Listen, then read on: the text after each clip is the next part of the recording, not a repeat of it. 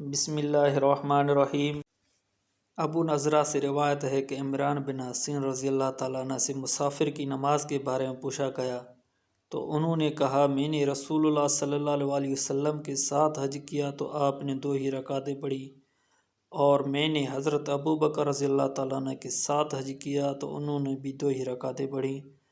اور حضرت عمر رضی اللہ تعالیٰ عنہ کے ساتھ کیا تو انہوں نے بھی 2 ہی رکعتیں پڑھی، اور حضرت عثمان رضی اللہ تعالیٰ عنہ کے ساتھ ان کی خلافت کے ابتدائی 6 یا 8 سالوں میں کیا تو انہوں نے بھی 2 ہی رکعتیں پڑھیں۔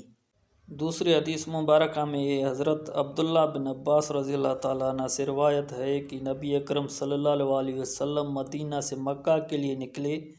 آپ کو سوائے اللہ رب العالمین کے کسی کا خوف نہ تھا، اس کے باوجود آپ نے 2 ہی رکعتیں پڑھیں۔